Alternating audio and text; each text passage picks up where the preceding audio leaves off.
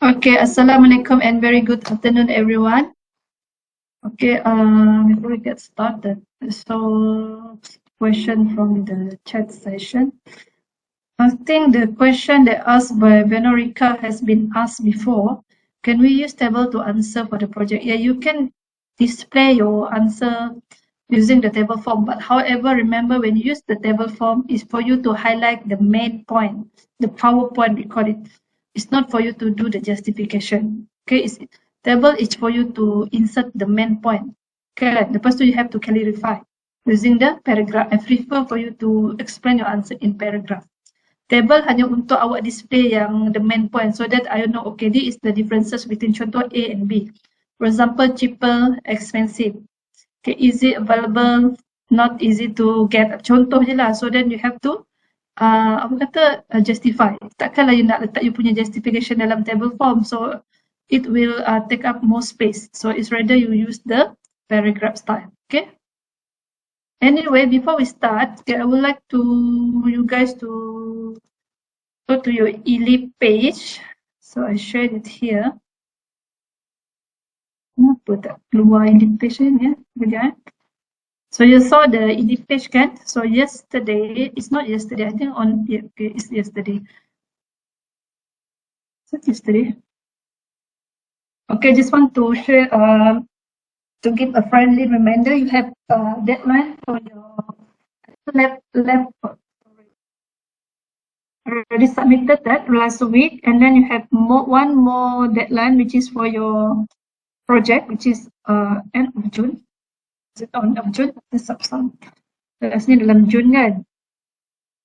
Next week, right? Your deadline for your project.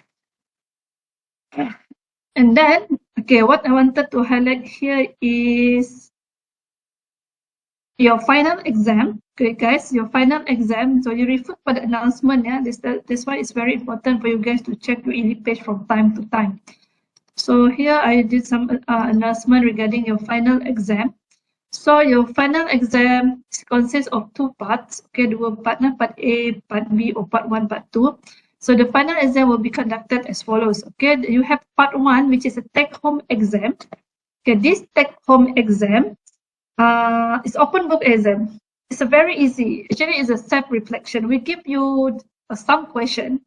Mainly is for you to reflect on what that you understand so far about the course and a few more questions. Tapi tak susah pun. Tapi you really have to put your own words. Okay, maybe you need to do a little bit research macam tu sahajalah. So it's weight 20%. Your final assessment is 40%, 40%. So it break into two. Satu is take home exam. Another one is the MCQ exam during the exam weeks. Exam week will be started in week 16. Okay. So now we are in week 11. Okay. Sekarang kita dekat week 11. So we have 3 more weeks to go. Okay. Before your revision week. Okay, yang exam will be conducted in week 14. Okay, akan diconducted dekat week 14. 3 weeks from now, which will be the question will be released on 20 June, Monday at 8 AM. Dia akan available to you on 20 June at 8 AM. Okay, so check your ELIP, and then the students will submit the answer on Friday, 24th of June. Okay, the same week. Through ELIP by 5 PM. This one you guys already familiar with the setting, so I will provide the link. Okay, but however, I will activate the submission link starting on 23rd of June. 23 Jun dah you boleh hantar. The reason why I don't want to activate it earlier because I don't want student to suddenly you change your mind. Saya nak resubmit. It's not allowed. Okay, resubmission of the file. If you submit the wrong file, that's it. Because this is your final exam. So please check your document carefully before you submit the answer. Okay? Kalau you dah hantar, you tersalah ke apa, I will not allow for you to resubmit. Because this is your final assessment.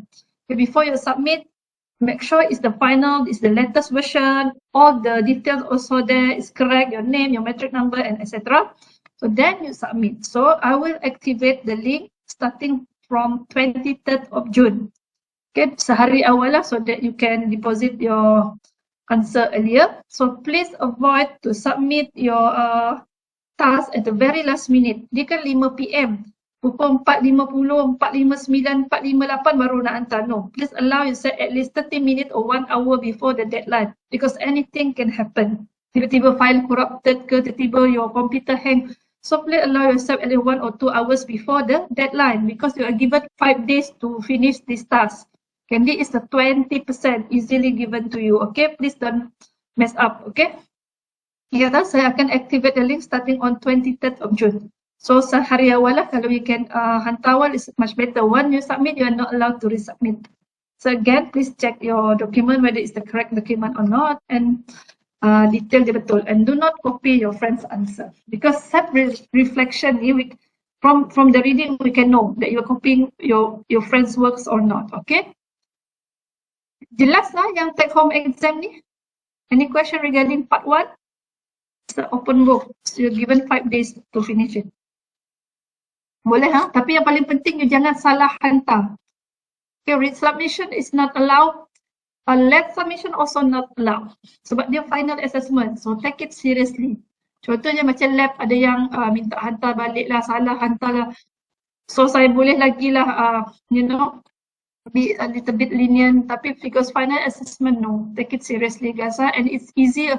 It's a very easy mark. 20% is like given to you just like that. So buat betul-betul. So in week 14 dekat week 14 nanti akan di-release dalam ELIP, your ELIP, our ELIP page available on 8 AM dan submit on 24 June before or by 5 PM, but again allow yourself 1 or 2 hours before the deadline to submit your answer. Okay, the part 2 is also you're already familiar with the setting. So it's MCQs during the exam week. Jadual the peringkat fakulti kita dah finalize. I think they will make it available to the student. I'm not sure, maybe next week or within this week. I'm not sure. Esok dah gawai kan, Kerani pun dah cuti. So it will be available to you soon. Okay, if I'm not mistaken, it will be on. Saya dah tengok dah jadual tu. I think week 16 lah kalau if I'm not mistaken. Tapi during the exam week. So it's cover all LUs, semua akan masuk lah. Only 60 question from 108 question bank, meaning your question will be randomized. So your set will be different with your friends' sets. So please do not waste your time to cross-check your answer with your friend. But if you want to meniru tu, we cannot prevent that from happening, but your time is precious. Okay, so kalau boleh tumpukan perhatian untuk jawab soalan awak rather than you go asking people around. Okay. You are given 1 hour and 30 minutes. Okay, please aware with the exam schedule. Kena aware dengan exam schedule. But however, I will post the information in the ELIP too. Okay, saya akan post juga dalam ELIP. Tapi on your end, please check your exam schedule. So there's 2 part, part 1, part 2. Okay, so it will be combined together to give you 40% of final assessment. All right. So your continuous assessment is 60%. Okay, 60%. 44, okay. Okay, kalau tak ada soalan, kena wajib, you kena wajib ambil lah. You tak boleh tak ada. Kalau if you don't, let's say you didn't send your take home exam and also you didn't sit for your exam, katakan you 60% kan. Let's say you already have 50% of from the carry mark, which is you already passed. But if you did sit for your final exam, automatically you'll be failed this course. Wajib ambil. Okay, final exam is compulsory for you to take. Even though your continuous assessment is 60% or 55, you already passed, but you must take the final exam. There are the minimum passing marks. If I'm not mistaken, is 4, it's maybe 4 or 6. I cannot remember. So you have to take the final exam. Okay, if no question regarding the final exam. Okay, let's see.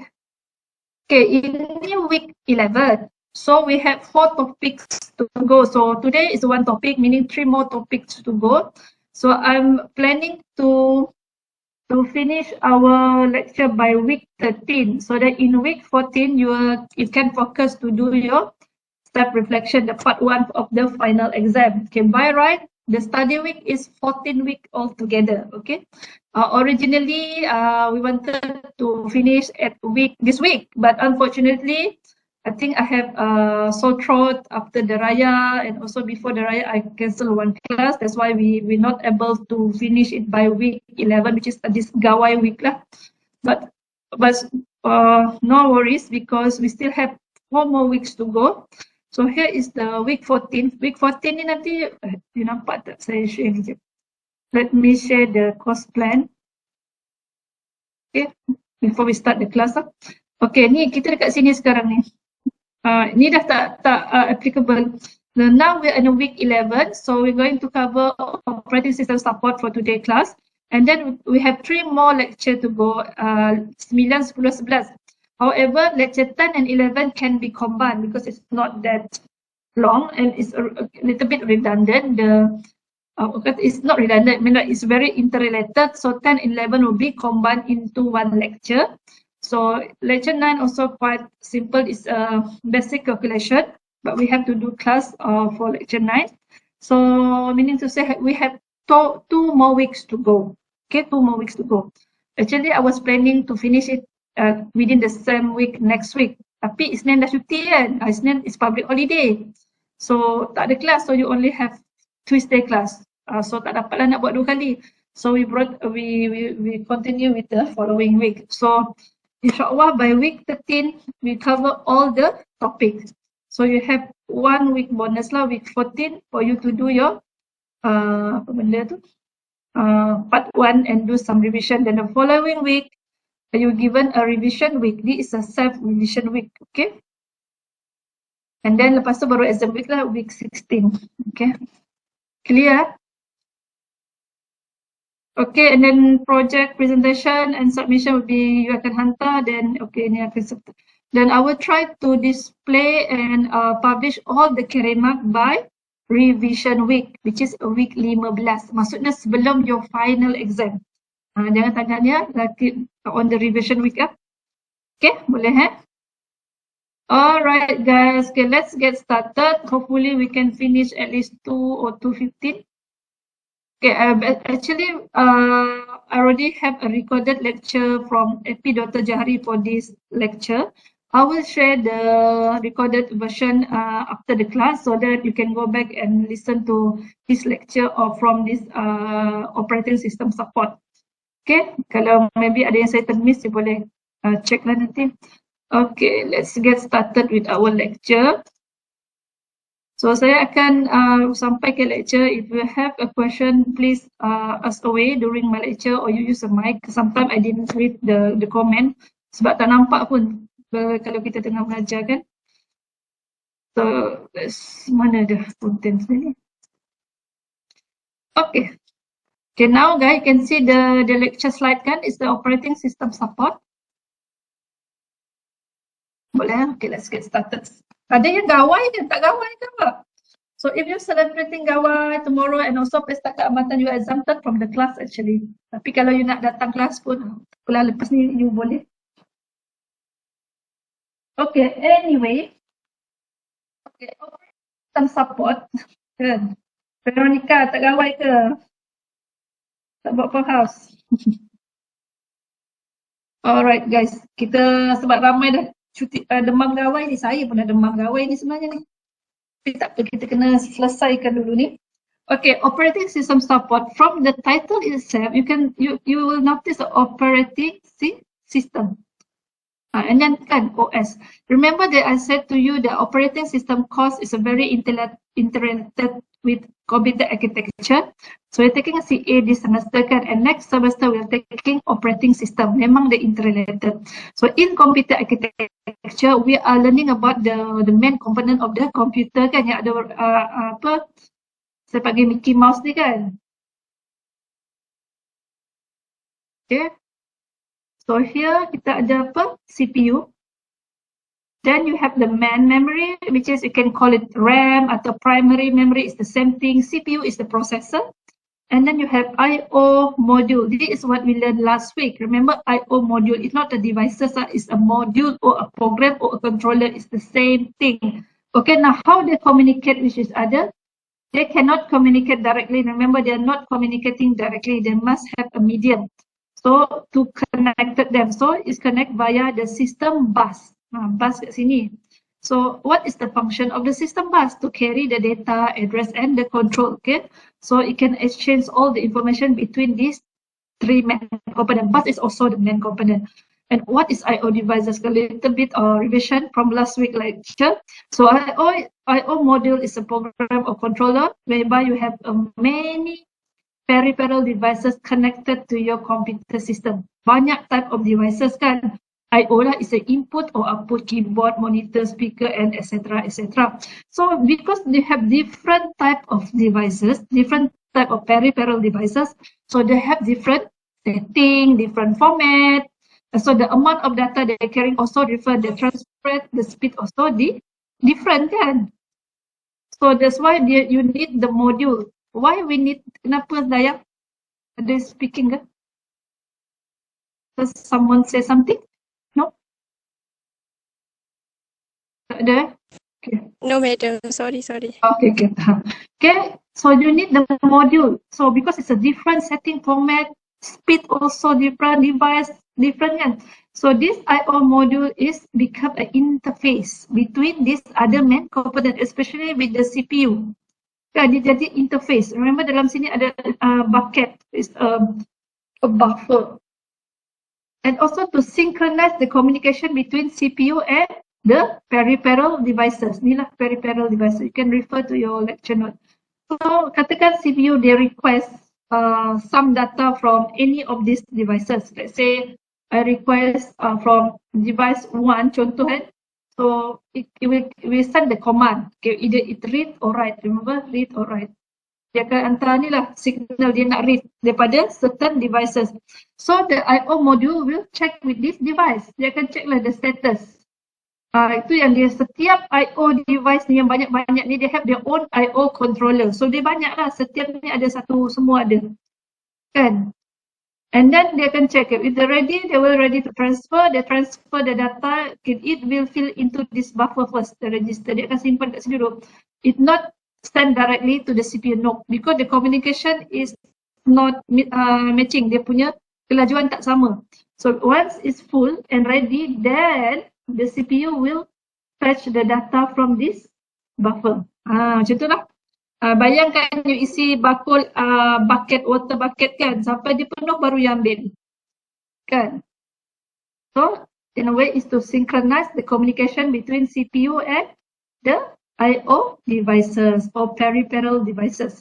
So here is the module, is the interface, okay, between CPU and these devices. Okay, itulah basically in general what we have learned last week. Okay. Then now let's move on. Objective and for making the computer easy to use, allowing better use of the computer resources. It's talking about operating system here. Operating system in general is the manager, is the one in control of computer function. What are the computer function? Ni pun kita dah belajar dulu. Okay, remember yang ni computer function dia ada data movement, data processing, data storage kan. If you go back to lecture 1 or lecture 2, I cannot remember which lecture. I think lecture 1. This is the function of the computer. Then it must has control. Okay. Who controlling this function adalah operating system. Okay, data movement, data processing, data storage. This function is make computer a computer. Kena ada function ni barulah dia dipanggil computer. The component is different. The component tadi adalah memory, CPU, tapi dia kena ada function. So each of the component has this function. Okay, data movement between the internal component and outside component. Processing is must be able to process the data. Computer kerja dia to process the data, to execute, to process and give you the output. Able to to receive the input and produce the output. And storage.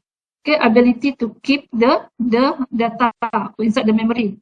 RAM, dalam RAM tu kena ada RAM kan, because all the instruction and program will be loaded into the RAM first before it can be fetched by the CPU. Semua berkaitan lah, sebab tu lah saya kata from the beginning you must understand the concept. Easier, semua berulang. So CPU, memory. Okay, all the data, all the instruction, the program, including the OS will be loaded into your main memory. So dalam representation dia, kita buat contoh dalam ni kan, dalam bentuk ni logical sebab dia ada logical address. So here is the operating system, then ada programs, and maybe data, maybe instruction. So the CPU, remember CPU dia kena processor, kerja dia proses dia. But what they are processing? They're processing the data, they're processing the instruction. Okay, so where they get the instruction from? They get it from the main memory. It's not directly to your CPU. Dia akan fetch, sebab tu CPU ada start, fetch, execute, right? And lah. There's a multiple instruction we go in loop. Okay, so dia akan fetch, we brought back into the CPU. Dalam CPU there is an internal dia ada internal component ni. Saya tak akan go through very detail lah kalau tak siap kita. So dia akan process, decode and execute. Okay, and then they will then they have to store the data back either to main memory or IO depending on the instruction. Okay. Okay, inilah basic component dia. So yang manage ni siapa guys? Adalah operating system. Okay, operating system yang control all these function. Okay. Okay, this is the hardware and software structure. Okay, you can see here, you know the application program. Application program ni yang the one that we always use, word processing, text processing, what else that end user use. Okay, and then you have libraries and utilities. Contoh program library and utilities. Basically, this libraries or utilities program is to support the operating system, to add function to your computer system. Contohnya macam utilities antivirus, compaction program, installation, uninstallation, all these utilities program. Okay, and then you have operating system. Okay, yang akan menjadi interface between the computer and all this system, all this program. Okay, become an interface operating system. It can be licensed or unlicensed. And then this hardware, this semua bahagian hardware ni. Okay, you can nampak lah, it become an interface between the software and the hardware, the operating system. Okay, nanti next semester, you akan belajar lebih detail lah about this operating system. So what I can say for today's lecture is a glimpse of the operating system cost. Maybe like 40% of the operating topic from the operating system cost. Nanti semuanya akan in detail. Ya, hari ini in general saja. Okay. Okay, next. Ini tadilah contoh tadilah end user. End user is us. Okay. It's a very interactive program. So the utilities, operating system is usually the programmer will have access to it.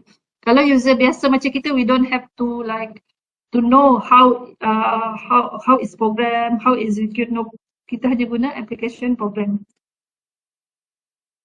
And computer hardware. Kalau engineering course, beza kita dengan engineering course. The engineering course they'll be focusing more on this part. Okay. Kita tak ada dekat hardware sangat untuk kita punya course. Okay.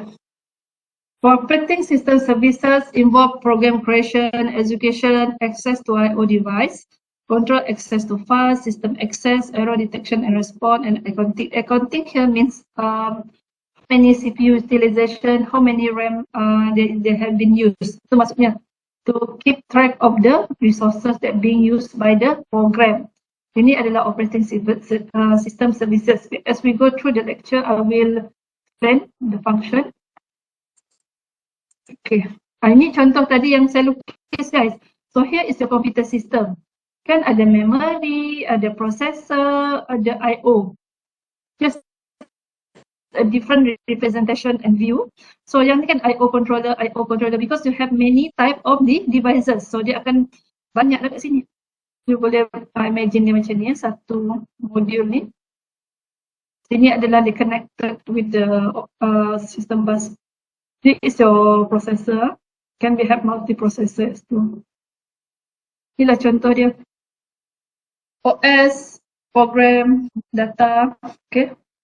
Dalam storage ni, ni contoh yang sama lah, different view sahaja. Okay, ni I/O module ni.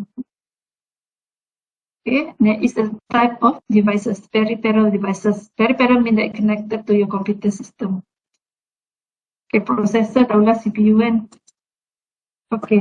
Ni tadi lah OS as a resource manager. Dia managing all the function of your computer. OS in control of the computer basic function. Ni tadi lah data movement, data processing and storage. Who in control? OS. Operating system. That operate the system. Okay. Okay. Control will pass to user program during the execution of the program. At first, they will take control. Then they will pass this control to the executing program. Okay. Upon completion of execution, control is passed back to OS. Okay, at the beginning, OS dia kena handle. When the execution, dia akan pass kepada the program in execution dulu. Once it's complete, the control is passed back to the OS. Okay.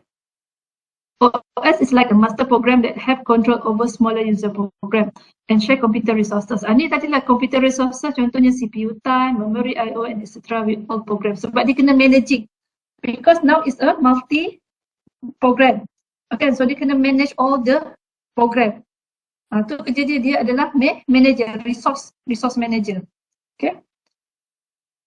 Dalam operating system nanti you akan belajar device manager, processor manager, file manager, semuanya under operating system. Okay. Story of construction company. Okay, ni dia just bagi a metaphor for us to understand what is operating system. Operating system dia macam manager. You bayangkan kilang ada manager. A worker is a processor, the one who do the work, the actual work. So client is the user program. The client will request, I wanted this to be done. So the worker will be processed. Okay, and the storeroom is where you keep your resource lah. It's a memory space. The manager is managing to make sure, okay, after file A, file B, dia akan managing the movement, the processing, and the storage where they keep the data. Tu dia adalah manager. Dia adalah manager. In each of these component yang kita belajar ni guys, yang 1, 2, 3 ni kan, dia ada its own manager tau. Dia ada dia manager masing-masing. On top of that, OS manager paling tinggi lah. Ni nanti belajar secara detail dalam operating system. Okay, just to mention to you that OS is a manager and each of these component dia ada their own manager. Macam main manager dengan branch manager lah. So ini just a very simple metaphor, okay, for you to visualize operating system ni apa. Dia managing ni lah, dia managing the processor, the user program inside the main memory dan juga where they keep the data. Dia akan make sure everything is in line. And then what is the type of OS? Asalnya you dah belajar dalam CCN, the type of OS, okay, interactive. Interactive mean that your user can directly interact directly using keyboard and display terminal. Actually, it's directly to the operating system. You get instant feedback. Okay, for however, bash adalah opposite of interactive system, whereby you not get the output instantly. Okay, all user program are bashed together and submitted by computer operator. So contohnya, have you been used the check deposit machine, ATM machine yang check deposit tu? Pernah guna tak guys? Atau pernah nampak? Pernah nampak tak? Pernah kan? So how it's work? It's an example of bash a program sebenarnya. Okay, the user have to prepare the job. The job is contohnya you ada check kan, katakan saya bagi check kepada setiap orang 1K, saya bagi 1,000 lah. Tapi dalam bentuk check. So how you want to cash this money? Ada dua cara. Satu over the counter or you deposit into the check deposit machine dan ATM tu. So ni kita bagi operator ni, so you akan masukkan ke dalam ni.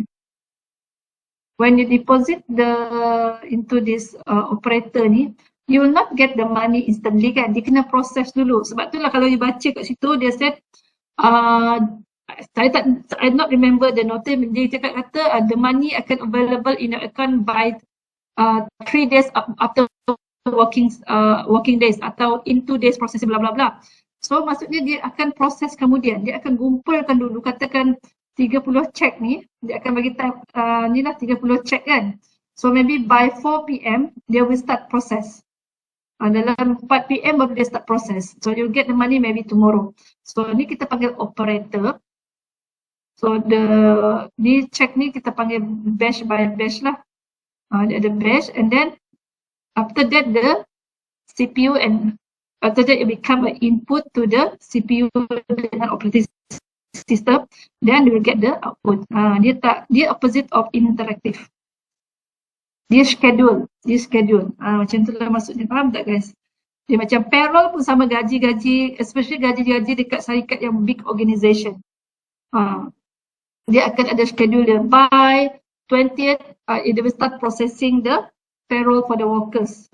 Baru dimasukkan kalau orang ada tu, ada allowance ke, ada OT ke dan sebagainya. Batch by batch. Dan batch tu dikumpulkan satu-satu. Okay? Okay, it's opposite of interactive. Okay, punch card pun sama. Maksudnya dia kena ada satu, you have to prepare the job first. Then it's process. Okay, masuk dalam operator dulu. Okay, now single program. A single program, you know, is unit programming. It's running as just a single program at a time. So masuk satu program, habis baru another program can be in the ready state. Satu-satu. This be using in the early system. Early computer system lah, lama dululah. Kalau tengok lecture 1 ada kan the evolution of the computer. Nanti dalam operation system akan belajar balik lah. And then the multi-programming dalam kurungan multitasking. Okay, let me explain what is multi-programming and multitasking first.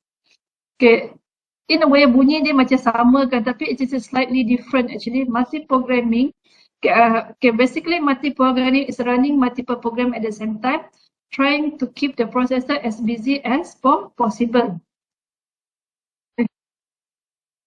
Okay, contohnya multi-programming and multitasking. Okay, you have process. P is a process there. Process maksudnya is a program that need to be processed. P1, P2 and P3 kan, we are talking about multi-programming, meaning that your system able to receive multiple program at one time. Tapi but they cannot execute at one time. Remember, the CPU only can execute one job or one process at one time. Kan satu saja. So then here is the CPU. This is a multi-programming. So if P1 is allocated to CPU, maksudnya dia dapat CPU, CPU will process P1. So P2 and P3 has to wait. Okay, let's say P1 has maybe CPU cycle dia 20 CPU cycle, maksudnya is needed 20 CPU cycle in order for CPU to complete process P1. Katakan P2 only have 5 CPU cycle, ini hanya ada 3. In multi-programming, because P1 the process that get the CPU first, P2 and P3 has to wait. Even though kalau bandingkan dia punya CPU cycle is shorter kan, why don't you give P2 first? So it can finish P2 and 3 first. So it's more efficient. But in multi-programming, you cannot force, you tak boleh paksa P1 untuk berhenti. Unless P1 yang releasekan the CPU. When they release the CPU, satu keadaan when they finish, they complete. When they complete, so they can exit the system kan. So the CPU become available, then P2 will get the CPU. Or tengah-tengah dia tu dia need the I/O operation. P1 need I/O operation. So when they go to the under the I/O operation, katakan dia tengah jalankan P1 kan, maybe dekat CPU cycle 5 dia perlukan I/O. So P1 will go to request for I/O. Or they go under I/O operation. When they get the I/O, dia kena lepaskan si CPU. Dia tak boleh hold dua-dua at the same time. You cannot hold it at the same time. Dia ada context switching. So the CPU now become available, right? So when the CPU become available, remember CPU kena efficient at all time, kena working at all time. So now when they're available, so that P2 can get the CPU. Ini kalau kita guna first in first come lah. First come first serve, okay? Macam tu lah. Faham tak? Multi-programming. You cannot force P1 to release CPU. Dia kena lepaskan sendiri. Sama bila dia lepaskan, sama dia habis, completed, or it's need the request for I/O. The moment it request for I/O, so it's go under the I/O operation, so they release the CPU, the CPU become available, then P2 can get the CPU. Then after that P1 kan tadi dah habis I/O operation kan. Kalau dah habis, they have to wait for P2 to release the CPU. They cannot force other process to release the CPU. Do you guys get it? Ini macam non-interrupt program. Faham kan? Kan? Kalau multitasking pula different. This is the difference between multitasking and multi-programming. Dia macam sama kan? You have multiple program. non-have CPU. Katakan it's a single unit CPU kan, satu je lah.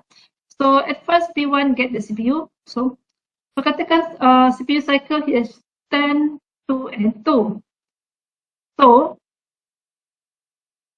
kita tak contoh sebagi ni.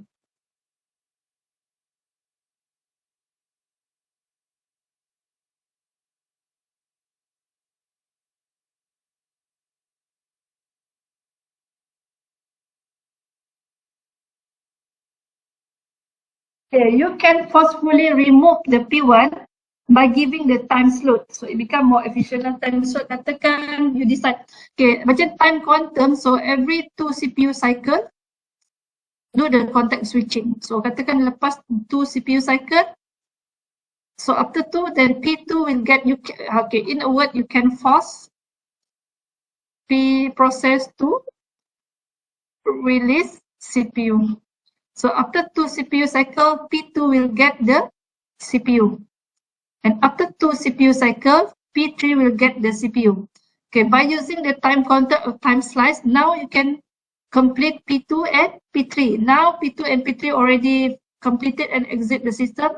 So this P1 will get the CPU to its own. Faham tak? So here, the keyword is they can force the process to release the CPU, the current running process to release the CPU by do the time slicing. Tadi tak boleh, tadi kena tunggu the one that hold the resource to release the CPU. Faham kan? Sebab now today's system that you are using now adalah multi-programming equal to multitasking. Sebab itulah kita ada interrupt handler sekarang. So, ada context switching between the program. Define depends on the what algorithm that you are using. Kalau you guna first come first serve macam ni, kalau guna time counter round robin macam ni, shortest job next, shortest remaining time, kan kita belajar itu kan. Macam itulah cara-cara ini adalah contoh multi-programming, multitasking. Clear guys? Sebab proses ni perlukan CPU to process, and remember CPU only can process one job at one time. So you kena ada method untuk memastikan semua proses in queue ni dapat di-execute. So you need a method or algorithm. Okay? Okay. Moving on. Saya cepat-cepat sebab saya ada. Okay. Okay. Early system satu je. Dia tak ada operating system. There's no operating system like what we're having right now. So tak ada interface between hardware dengan software. So in the early system, the program interact directly with the hardware. So siapa yang jadi manager kan? Kalau tak ada operating system, who become a manager? It's a human lah, human. It had to be done manually. Dia hardwiring. So dia kena, kalau you go, nanti balik ni tengoklah Google the image, dia kena cabut the plug. Okay, I wanted to run program A. Let's say they want to run programming, so dia kena cabut the plug, so plug into that program. Okay, it's hardwire. Kalau you tengok cerita lama hitam putih yang orang telefon dia tarik, dia tujuk macam tu kat operator dulu kan, sekarang tak ada dah. Dulu is a manual, it's hardwire because there's no OS. Kan OS kan manager tadi. Dia managing hardware software. So dulu tak ada manager manusia ni, kita ni jadi become a manager, the programmer lah, the technician. Okay, it's hardwire. Okay, it's hardwire. So kalau dah hardwire macam ni, it will lead two main problem. Satu scheduling, satu setup time. Apa maksud schedule? It's to schedule the job to be processed. Katakan dia banyak job kan, program satu, program dua, banyak lah, number. So they need to schedule when the P1 will be processed, when the P2 will get processed. So who going to schedule? It's a human ni lah, they need to calculate it manually. Katakan P1 need, ini je example lah, 20 minutes to finish. Ni maybe 1 hour, ini maybe 3 hour. So this human, they need to manually calculate how to process this, how to execute this program. Okay, scheduling, they need to do the scheduling. So manually, it's done manually. Okay, it's done manually.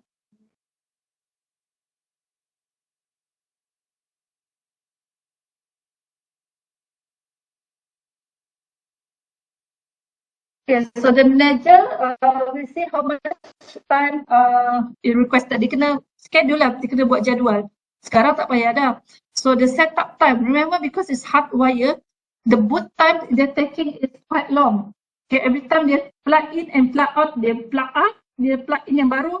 So the setup time is needed. So macam memanaskan engine lah. Every time they do the manual context switching, they have to reboot again. So it takes time. Okay, before they can run any of this program. Dia satu-satu. Okay, itu adalah masalah early system lah because they don't have operating system. So it hardwired. Okay, inilah you can baca sendiri ya. Okay, salah satu masalah dia yang paling ketara adalah if the task finish early. Tadi kan let's say dia calculate manually, for example, P1 dia calculate lah. Dia calculate dia needed maybe 30 minutes to finish. Contoh lah. Okay, and P2 will need 20, P3 will need 10. SID is the timeline. So dia dah kira 0 hingga 30 will be P1, 30 to 50 will be P2, 60 will be P3 ya, contoh. So when they calculate, they do the scheduling kan. So katakan P1 dah execute, but actually in minutes 20 is already completed, dah siap dah. Okay, dah siap. So they still have 10 minutes to go kalau ikut schedule kan, sebab dia dah siap awal. Now this become a remaining sign up time become a wastage. Jadi wastage. Sebab T2 dijadualkan akan mula pada minit ke-30. So ini akan jadi idle lah. So rugi dari segi masa. Sebab you dah schedule ahead. Okay. 0.30 P1, 31, 50 P2. Bukannya dia dah siap, dia masuk tak. This is one of the disadvantages because it's pre-scheduled. Okay. Okay, setup time. Okay, ni tadilah it need more time. Setup is based on the requirement of each the program. Okay, how long it need to be set up. Kalau banyak lagi program besar lagi lah macam tu lah. Nanti baca. Okay. Okay, simple bus system and tak ada benda lah. Resident monitor program adalah the program reside inside the operating system. Okay, ini saya dah explain tadi user job, submit job to operator, then after that it batch together, the CPU and OS will process it and give you the output. Okay. Ni baca sendiri, boleh tengok sendiri. Ni just a contoh of the fortran languages. Okay, dalam you punya dia bagi contoh yang salah satu lah. Okay, ni just contoh sahajalah. You don't have to remember this. Okay, this a contoh. I don't think we are using this language anymore. If I'm not mistaken, just a sample of assembly language. Okay, under desirable hardware features, memory protection to protect the monitor from user. Monitor tu maksudnya resident monitor OS program tu from the user program. Sebab dalam memory tadi kan banyak program. You have OS, you have user program. User program that the one that we're using macam-macam lah. So to protect the memory from the user program daripada bercampur aduk, dia protect lah. Okay, timer to prevent job monopolizing the system. Okay, only executed by the monitors. A certain instruction only can be executed by the monitor by the operating system. Okay, interrupt allow for reclosing and regaining control. Okay, interrupt ni apa dia interrupt the CPU. Okay, dia interrupt the CPU. Okay, cepat lah. Ni tadi saya dah explain apa maksud multiprogramming equal to multitasking.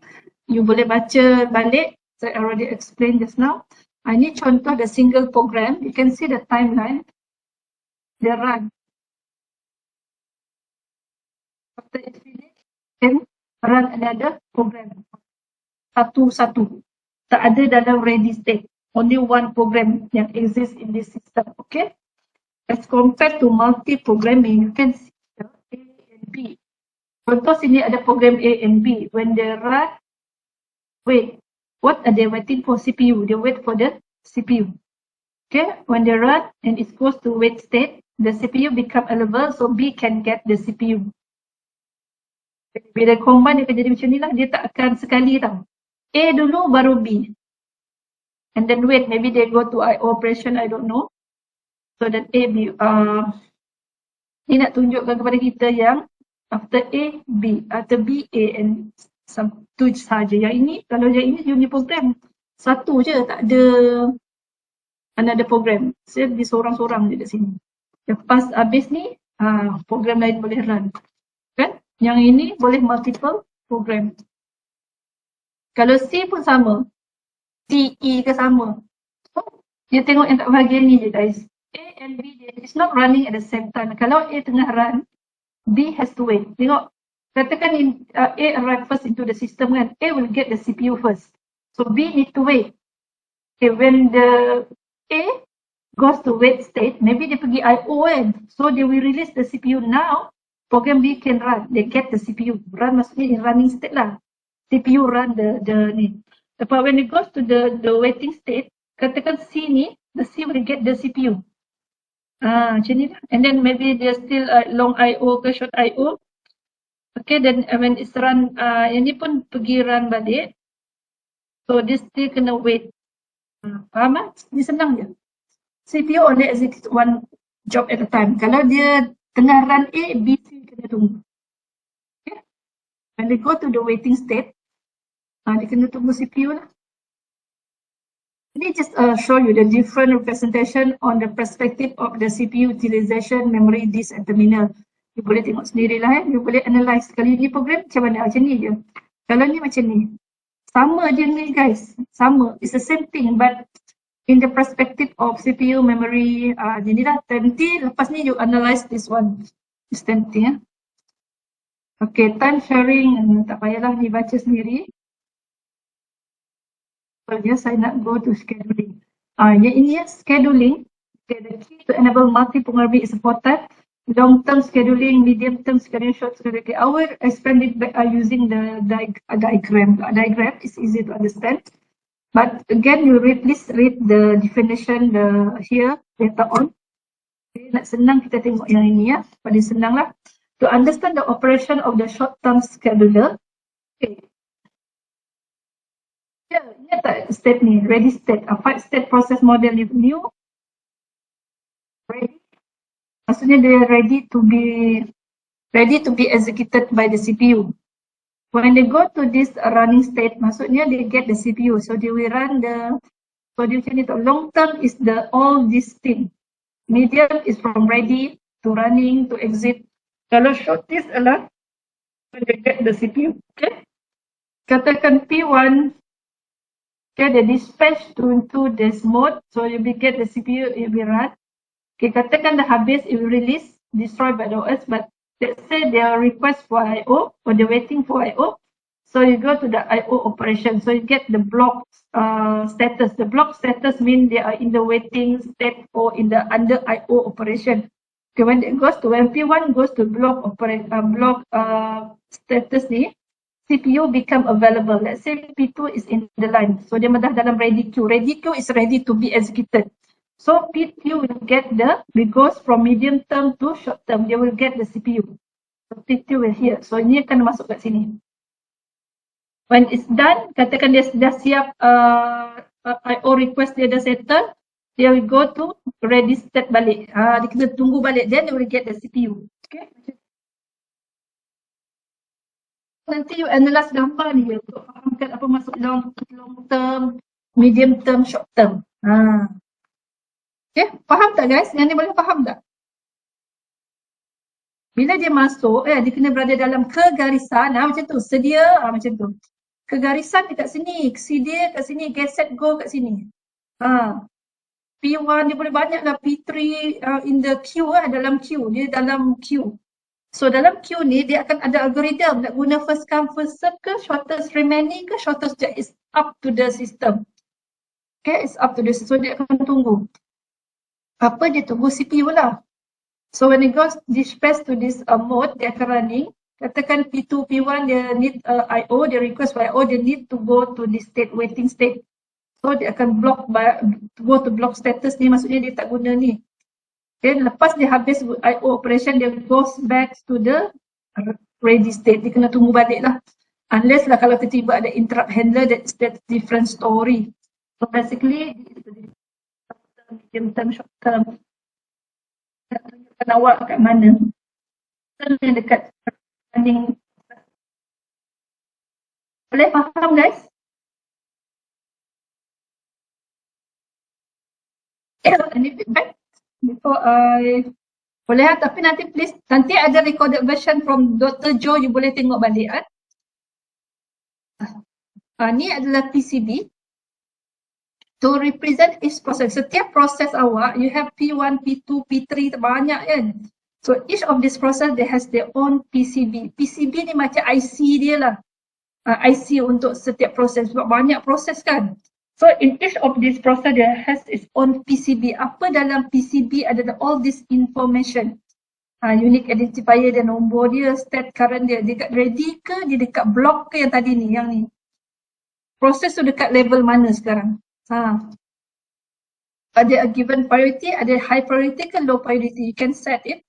A program counter, address of next instruction to be executed. Ni kita nak belajar ingat tak PC tu. Lepas you execute P1, siapa yang akan selepas execute instruction dalam P1, it can be banyak tu. Dalam tu ada instruction apa yang kena buat. So dia akan ada instruction to be executed. Memory pointer, starting and end of location is the size of the process actually. Context data, what type of data in the register. Operand ke, instruction ke apa. Okay, I/O status, outstanding I/O. Okay, I/O status ada request for I/O. Adakah dia perlukan I/O? Read or write to I/O? Okay, the information here is the amount of resources used. Maksudnya yang CPU, RAM tadi kan. Ni lah, ni semua detail ni adalah di dalam setiap proses dalam PCB. Macam IC awak, dalam IC awak ada apa? Nama, tarikh lahir, alamat dan nombor IC. Macam tu lah, sama juga dengan PCB. In each of the process, they has their own PCB. Dalam PCB detail dia apa ni semua benda-benda ni, okay? Ini contoh dia punya ni. Kita skip. Yang ini sama juga, schedule example tadi guys. Different representation saja. Service handler, if A tengah running, B will waiting. B will be in the ready state. When you're running, when A release the CPU, maybe they go to the I/O operation request for I/O, they release the CPU. B kan tadi tengah ready kan, B will get the CPU and to B and they can run their process. So A tengah tunggu. Sama je. Ni pun ni contoh dia tadi lah, long term queue, short term queue, I/O queues. Boleh analyze, please analyze this diagram. Ni baca sendiri ni easy to understand. The memory management unit program, multi-program. Multi-program ni banyak user program, so you have to subdivide it and share among active process. Kalau ni, itu tu sahaja dia ada. Dia kan OS dengan that one program. Kalau yang ini, banyak-banyak. Yang first kena OS. Okay, and then the swapping. Okay, swapping. Okay, actually swapping, what is swapping? Swapping adalah I have to explain what is virtual memory first. So swapping kan. Okay, to increase the memory to accommodate more process to keep processor busy. Okay, swapping is your swap move program out of memory to intermediate queue on the disk. Okay, swapping ni kalau kita ada virtual RAM, virtual memory kan. Ada virtual memory dalam ni, ada kat sini ni. The virtual memory, apa is the virtual memory guys? Virtual memory is VRAM lah, VRAM. Semuanya nanti yang dalam poin-poin ni akan belajar balik lebih detail lah dalam operating system. Virtual memory is to emulate the RAM. Peranan dia sama saja dengan RAM. Sebab our RAM has a very limited capacity kan. So you will having the virtual RAM. Kat mana virtual RAM ni adalah dia pinjam daripada disk storage. Kan ada hard disk kan, so dia akan pinjam a portion of from the hard disk, maybe berapa gig lah, depending on your system lah. So dia akan pinjam a portion from this storage to create VRAM. So it emulates the function of RAM, tapi tak semua. Dalam ni selalunya graphic processing task to load the images and the graphic lah usually. Kan? Is emulate the function of the RAM. So some of the program, you don't have to load entirely into the RAM. So it can be loaded into VRAM. When it's needed, it will load into the main memory. Sebab ingatkan the function tadi kan, semua kena masuk dalam RAM. Baru CPU boleh fetch kan, tu yang kita belajar so far. But it's a limited in space. You banyak program, multi-program. So there's a VRAM. It's a space. Dia pinjam kat mana space ni? Daripada disk. So dia akan program yang create virtual. Maksudnya dia tak ada physical RAM. Okay, dia pinjam. Space tu pinjam temporary sahaja. Lepas tu kena semak lah, VRAM tu volatile kan dan volatile. Kena boleh faham tak? Maksudnya dia pinjam space yang tepat. Swapping akan boleh berlaku. Go back here. Okay, I need 15 more minutes. Okay, increase memory to accommodate more process to keep the processor busy. Okay, expensive, of course. More program out of memory to intermediate. Swapping, just you swap lah. Program in and out. Itu kita panggil swapping. Okay. So intermediate queue on the disk. Intermediate queue on the disk. Tadilah. VRAM tadi tu. Okay. So swapping basically maksudnya program in and out from the main memory. Okay. Memory dia pergi ke mana? Ke disk. Masuk balik program satu. Keluar balik. It's the swapping process. Okay. Process swap in as bila ada available, we call it swap in. Okay, you load into the memory. As a process complete, is move out. Kalau dia dah complete, is move out, we call it swap out. Okay, if none of the process in memory are ready, out of block, swap out of block process to intermediate queue. Swap in ready processor on new block. Okay, proses menukar-nukar program lah dipanggil swapping. Okay, contoh dia lah. Then di storage awak ni lah. Okay, masuk dalam ni lah. Long term queue akan masuk dalam ni. Complete job and user session. Bila complete, dia akan swap out. Okay. Yang ni lah swap in, swap out ni.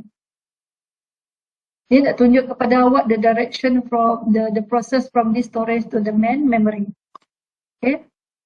Kan you load program kena masuk dalam memory kan. Di mana dia dapat program tu? Kalau user program tu daripada di storage lah. Dia akan masuk ke dalam memory before it can be executed. Okay. Dia tak load directly from the program tau, dia ke dalam memory dulu. Okay, splitting. Okay, what is the partitioning? Splitting memory into, okay, ni just to give you idea what is a partition lah dalam your main memory. So this is your main memory. So here is the one big partition. Kalau partition maksudnya you do the splitting into a section to allocate process. Macam bilik awak lah, you can do a partition kan, sama juga main memory. So the main memory can do a multiple partition. Dia ada dua, fixed partition and dynamic partition. Fixed partition, let's say you decide on this can be, tekan macam ni, 8M, 8M, 8M, 8M. This is a fixed, you cannot change it. If you want to change it, you have to reconfigure the system. So here is the fixed equal size partition. Here's the unequal size partition, but it's a fixed size. Inilah fixed size. Apa kebaikan fixed size dan keburukan fixed size ni? Let's say yours fixed dia predetermined, so the system can be more faster. But if your process have different size, katakan P1 only 2, 3, so P1 load into this partition is only accommodate 2M. So 6M become a wasted. This we call internal fragmentation. P2 akan use 3M, so 5M become a wasted. So ada fragmentation. Ini akan belajar lebih detail dalam operating system. Okay, ni keburukan fixed size lah. Sama juga ni walaupun tak sama size tapi it's a fixed. Katakan 3M sahaja. So 13M is a wastage. Kalau dynamic, variable size partition is a dynamic. Okay, baca ni sendiri. Ini contoh dynamic lah. At first it's like this. When P1 is load into the, what do you call this, into the partition, dia akan ngam-ngam, dia tak ada wastage pun. P2 pula akan accommodate nombor 2. P3, so ni akan jadi unused space, so tak ada pembaziran, ngam-ngam kan. Tapi as time goes by, okay, katakan P2 dah habis, dia akan exit from the system, but this become available. And then P3 masuk, P3 only use small space. Okay, makin lama makin banyak you perasan dia akan jadi banyak small hole. At the beginning is a very wonderful. Kan, mula-mula cantik lah, lama-lama akan banyak kecil. Tu keburukan dynamic partition. Faham tak beza dia dengan tu tadi? At first, dynamic ni at first very flexible. Tapi lama-lama dia created smaller hole. Tapi ada penyelesaian untuk benda ni kita panggil compaction or relocation. Each of these topic saya sebut tadi, swapping, apa lagi, partitioning, compaction, relocation akan belajar lebih detail dalam operating system. Okay, tapi faham tak maksud dynamic? At first is very wonderful. Okay, and then as more process in and out, it create more smaller hole. Okay, so how to solve this problem? Dia ada relocation. Okay, dia akan compact balik semua smaller hole to create a bigger space. So of course the address has to change. Bila there's change relocation, you kena update at the beginning address tadi, initial address dengan end address. Okay, dibaca sendiri ya, logical address relative to the beginning of the program. Sebab you dah compactkan dia, so address pun dah bertukar. Macam awak bertukar bilik lah, you kena, your address has to change, need to be updated. So this is the relocation lah. Okay, now is the paging. Paging ni pun ada chapter khas untuk paging nanti. You split memory into equal size small chunk page frame. So let me explain what is paging. Kenapa dia kena ada paging?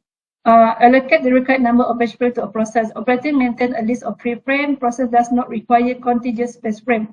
Sebab bila you load your program into the operating system, contohnya macam ni guys, ini your OS, ini your memory. Let's say you have a program, right? In order for you to execute this program, the whole program must be loaded into main memory. Dia kena lengkap baru dia boleh execute. But the problem is when you having a partition in your RAM, maybe dia tak muat pun nak masuk dalam ni kan, dia kena the whole program kan. Katakan P1 ni contohlah dia 10M kat sini maybe 5M, sini 3M, sini 2M. Tak muat lah, dia kena 10M juga. Kat mana nak masuk dia tak ada dan takkan tak jalankan. So what they do is rather than we macam masukkan the whole program yang tak cukup ni, why don't we break this program into a number of pages? Pecah-pecahkan dia kan, jadi kecil kan. So this what we call paging. This is one of the method. Dia ada lagi method segmentation, ada a few methods. So when you do program into a number of pages, pages tahu kan buku kan, muka surat kan sama size. So page mean is an equal size. 2M, 2M. So altogether 10. So now kita nak run P1 ni. So P1 ni dia kena ada identity lah, dia kena ada table to keep track all of this page. Dia ada information, dia job table, page memory, page map table, memory map table. Dia ada 3 benda ni. Nanti you refer pada slide ni.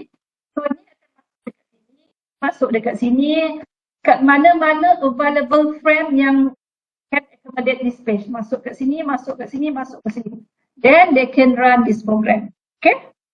Okay, bila you dah bahagi, kalau you guna paging, your frame kena divide into a number of equal frame. Maybe 3, tak ada 1, 2, 3, 3. So this memory block, we call it frame. Kalau ini page, ini dipanggil frame. Okay, clear guys? Faham tak guys? Boleh tak? Kan, you ada program, dia besar sangat, they cannot load into the RAM. So why don't I break into a smaller part, we call it page. Page maksudnya buku mana sama size, equal size. So when you do the paging, this block called frame. The frame must be an equal size too. So baru dia boleh masuk. Tapi keburukan paging ni semua kena load ke dalam program baru boleh jalan. So opposite of paging adalah demand paging. Ini tak masuk dalam syllabus. Itu dalam OS. Tapi you kena faham proses paging lah, paging pula.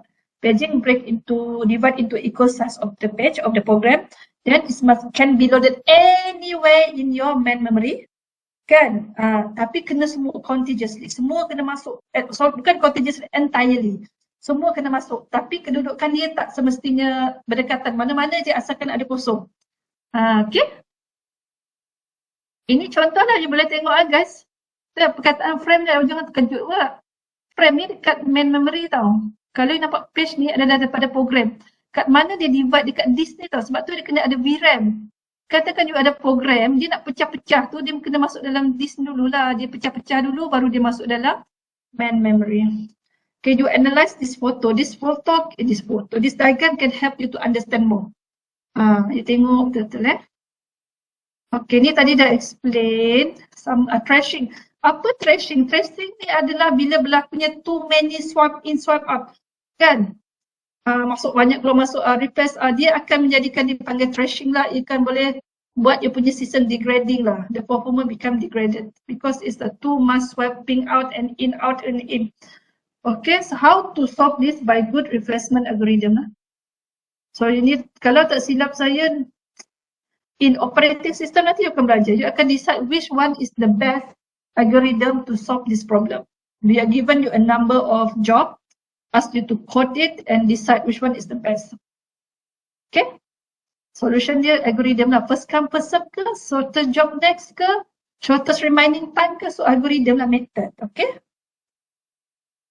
And then, jangan baca lah. Habis dah. Habis dah guys. Okay, as I said, it's a glimpse of operating system cost. Maybe like 40% of the topic will be appear again in the operating system cost. Tapi kena tahulah. Okay. Ada question before I end the class? Basically, you kena faham OS is a manager, managing all these functions. What is the function of the computer? Storage, processing, movement. Okay, bila dia execute the program, the user program, it will pass the control to that program. After the program completed, it pass the control back to the operating system. Operating system is the manager. Early batch tak ada manager, tak ada operating system, so it's hardwired by the human. Human become a manager. Now, the operating system become the interface between hardware and software and the user. Actually, we are talking to application program, not application program to OS, OS to hardware. Macam tu. Okay, boleh guys? If no question regarding the lecture or anything, I think I stop the class now. So I will share again the attendance for those who want to belum scan. You can scan the attendance. For those who already and have no question, you can leave this class now. Okay, siapa yang celebrate Gawai and Pesta Keamatan, okay, I wish you guys Tadau Keamatan and Selamat Hari Gawai, Gayu Guru Gerai Nyamai. Okay, I see you guys next week, okay? For lecture 9. Okay, bye-bye guys, take care. So I will keep it on for 2 minutes, then I will close the QR attendance.